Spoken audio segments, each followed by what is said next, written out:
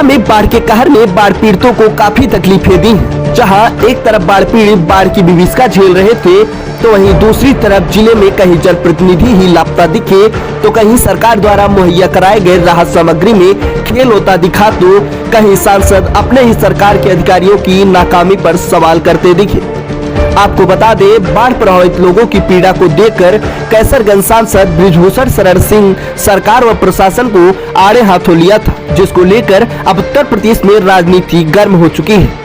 सांसद के बयान को लेकर लोग तरह तरह की बातें कर रहे हैं। वहीं उत्तर प्रदेश के उप मुख्यमंत्री ब्रजेश पाठक ने सांसद के बयान को खारिज करते हुए कुछ अलग ही संदेश दिया था। आपको बता दें, गोंडा की 2 तहसीलों के करीब हजारों लोग बाढ़ की विभीषिका झेल रहे हैं। वहीं सरकार के आदेश के बाद भी सरकार के मानक अनुरूप बाढ़ पीड़ितों को सुविधाएं मुहैया नहीं कराई जा रही। दिक्कत ये है कि बाढ़ पूरा भरा है, घर में रह रहे हैं, घर में पानी हला है, ईटा पाथ लगा के रह रहे हैं, घर में पानी हल गया है, कुछ नहीं मिला है। यहाँ तक आया कोई नहीं, कुछ नहीं आया, कोई नहीं आया।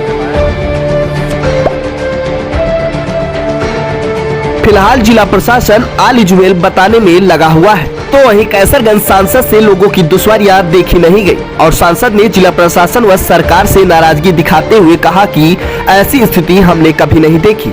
उन्होंने आगे कहा कि अगर हम ज्यादा कुछ बोलेंगे तो बागी कहलाएंगे। देखिए, पहले कोई भी सरकार होती थी, बाढ़ के पहले एक तैयारी की बैठक होती थी। हमको नहीं लगता कि कोई तैयारी की बैठक हुई और भगवान के भरोसे लोग। मैंने अपने जीवन में इतना खराब इंतजाम नहीं देखा बाढ़ के खिलाफ। जनप्रतिनिधियों की जबान बंद है, बोलना बंद है, बोलोगे बागी कहलाओगे। सुझाव। वहीं आपको बता दें कि जिले की दोनों बाढ़ प्रभावित तहसीलें सांसद कैसरगंज का क्षेत्र है। बता दें, जहां अपने लोगों की बातें होती हैं, वहां सांसद हमेशा हमलावर नजर आते हैं। आपको मालूम होगा कि यह वही सांसद बृजभूषण शरण सिंह है जिन्होंने उत्तर भारतीयों के अपमान पर राज ठाकरे से भिड़ गए थे और उन्हें अयोध्या नहीं आने दिया था। सांसद बृजभूषण शरण सिंह ने 2022 के चुनाव में उत्तर प्रदेश में सरकार बनाने में एक अहम भूमिका निभाई थी। आज उसी सरकार के मंत्री सांसद के बयान को ही खारिज कर रहे हैं।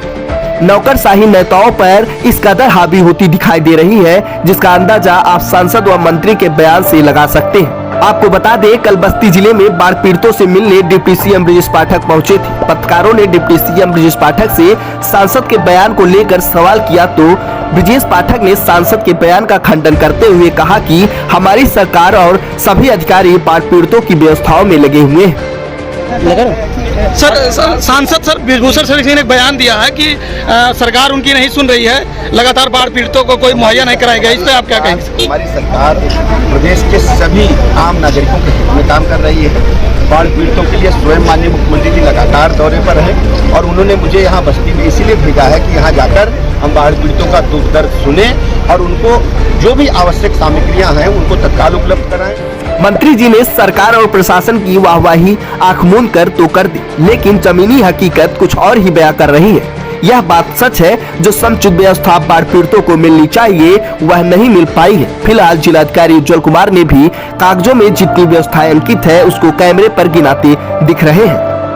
जनपद में अप्रत्याशित रूप से हुई अतिवृष्टि एवं बाढ़ से उत्पन्न स्थिति से निपटने तथा प्रभावित परिवारों को तत्काल राहत पहुँचाने के जिला प्रशासन कटिबद्ध है। बाढ़ आपदा की स्थिति उत्पन्न होने के पूर्व जिला स्तरीय स्टीयरिंग कमेटी की बैठक दिनांक 27/4/22, 2/8/22 को करने के साथ ही 8 अक्टूबर 2022 से निरंतर दैनिक रूप से आपदा राहत कार्यों की गहन समीक्षा करते हुए राहत बचाव कार्य युद्ध स्तर पर संचालित है।